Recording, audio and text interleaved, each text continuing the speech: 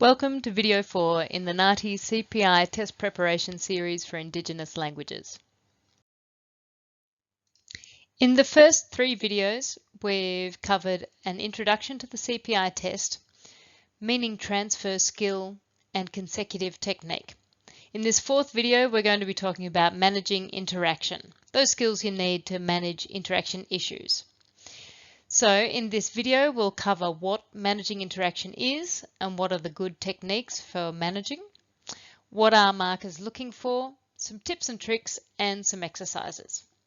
At the end of this lesson, you'll be able to recognize good interaction management techniques and have identified and practiced techniques that can be used in the CPI dialogues. What is managing interaction? Well, this skill is about how you manage the interaction between speakers and coordinate communication during a dialogue.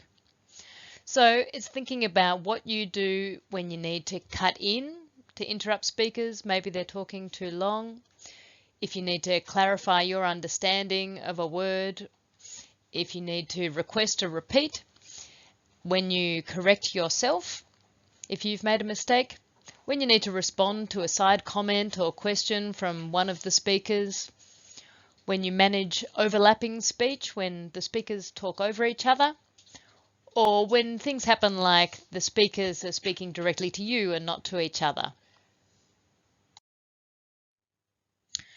Markers will be looking for what you say, so how efficiently you can manage that interaction issue.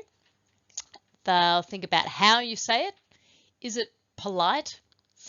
And they'll also think about when you say it, the timing of your management of that interaction issue, making sure that it's not too long after the problem has arisen and maybe that you deal with it in a natural pause and that you're still really maintaining that flow, which links back to consecutive technique. Here are some tips for the test. There will be some interactional management issues during each dialogue.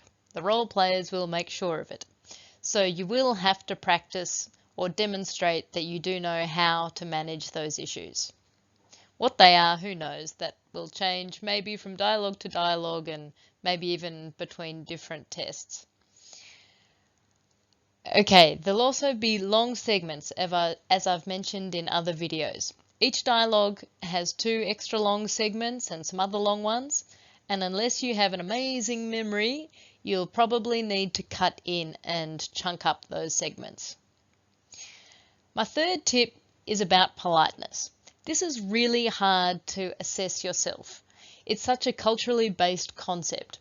So if you want to get some honest feedback on how polite or maybe a little bit direct you're being when you interrupt or when you manage interactional management issues, it's probably best to ask somebody else to give their opinion for you.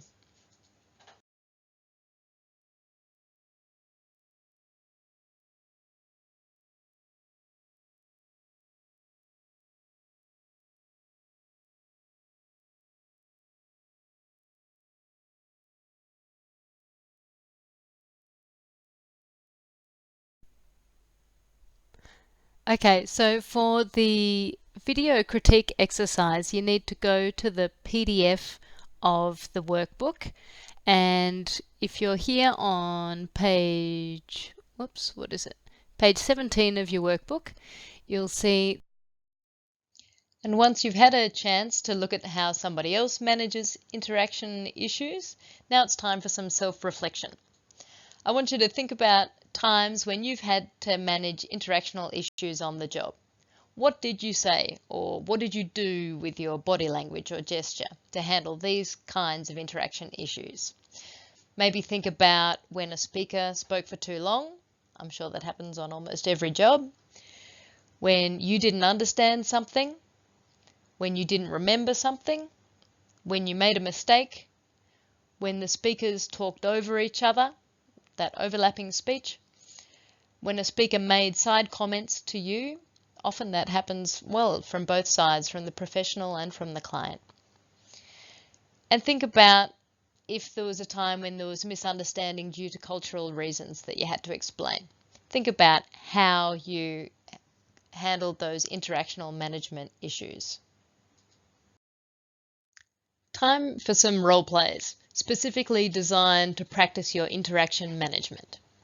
So, set up some doctor-patient role plays.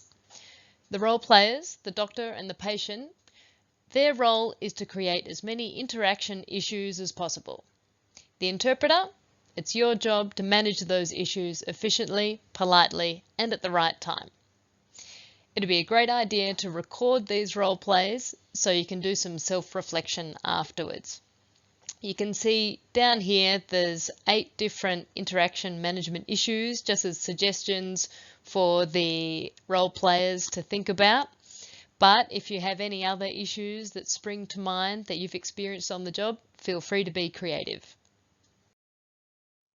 Now, just to review what we've covered in this tutorial, I've got 3 questions here for you. So hit pause after each one and see if you know the answer.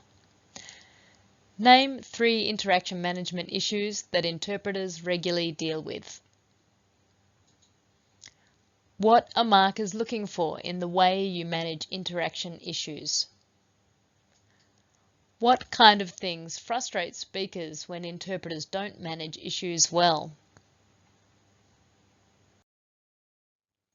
So we've nearly finished this tutorial. So once we've finished, go to your workbooks, the printed off version, but as well as the PDF. You'll find in there links to watch those videos and be able to critique the technique of the Arabic interpreter and how she manages different interaction issues. There's several links in the PDF there for each video. There's also in the workbook space for you to fill out your self-reflection notes on how you've managed those interaction issues in the past. Then you've got the role plays to do for interaction management, and then reviewing those videos of those role plays for a bit of self-reflection. Once you've finished those exercises, you should now know what managing interaction is and understand what skills markers are looking for on the CPI dialogues. You should know the type of interaction issues to expect in those dialogues because the role players will incorporate some. And you should be able to critically analyse your own techniques for managing interaction. And now we've got our heads all around interaction management skills. In our next tutorial, we'll be talking about speaking skills, the volume, intonation, speed and pronunciation that you use to make sure that everyone can understand and hear you when you speak.